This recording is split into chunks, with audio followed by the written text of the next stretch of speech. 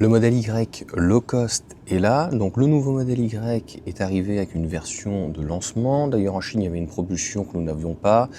En Europe nous avions donc uniquement la 4 roues motrices et aux alentours des 60 000 €. Au final est arrivé donc la propulsion standard, propulsion grande autonomie. Il y aura la performance qui arrivera, donc je vais vous faire une incrustation donc au niveau soit des vidéos photos donc pour vous montrer ce que ça va être le nouveau modèle Y, donc performance avec des jantes donc forgées en 21 pouces et il est décamouflé si on peut dire aujourd'hui, en tout cas il est sur la route. Comme je vous ai expliqué, il y a un modèle donc qui est aux États-Unis actuellement, qui est soit et là, il est en train de sortir des usines, donc je vous ferai une incrustation donc, de cette vidéo, d'un véhicule donc différent, en tout cas le pare-choc est différent. Est-ce qu'il n'y a plus de bandeaux lumineux? C'est la question qu'on peut se poser.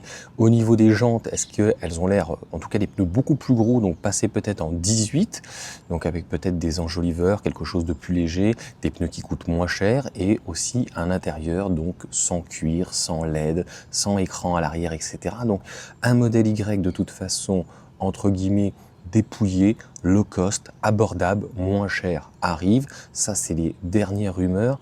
En Chine, donc vous le savez, le modèle Y arrivera en 6 places. Et donc même aux États-Unis, ils vont faire une version donc a priori low cost, puisque je ne sais même pas si elle ne sera pas commercialisée avant aux États-Unis.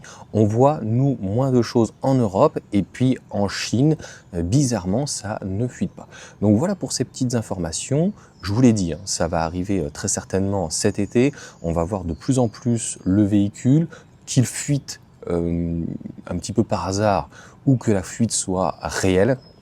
Et puis pareil sur le modèle Y, je vous ferai une autre vidéo parce qu'en fait là, cette vidéo-là, c'est la partie rumeur. Et l'autre vidéo, ça sera donc sur les nouveautés, notamment je vous avais parlé du FSD, de l'avantage que ça pouvait avoir, au-delà de sortir d'une place de parking ou autre, et puis d'être sur la route, c'est de pouvoir logiquement faire des livraisons.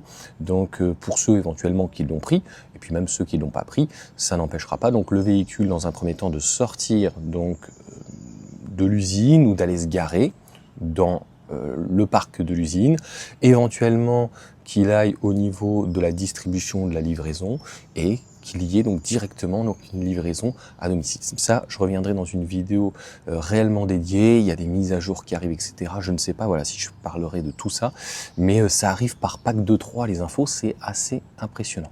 Donc voilà en tout cas pour cette vidéo, n'hésitez pas à mettre un commentaire. Certains pensent aussi par rapport à ces rumeurs que le véhicule serait un petit peu plus petit. Ce qui est certain, s'il y a un camouflage à l'avant, c'est parce qu'il y a un changement de pare-choc. Je pense qu'on a quelque chose qui est encore plus light, donc c'est le cas de le dire. Si c'est plus light, c'est que la lumière est partie.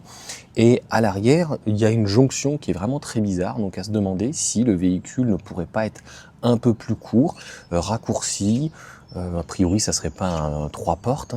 Donc il y a pas mal de rumeurs. Merci aussi à mon ami Nabil qui m'a envoyé les informations hier soir et puis je les ai regardées ce matin et puis finalement il y avait beaucoup d'infos. Donc n'hésitez pas en tout cas à vous abonner. On a dépassé les 70 000, donc on essaye d'arriver à 100 000 encore une fois abonnés d'ici la fin de l'année. Pourquoi? Juste pour s'amuser.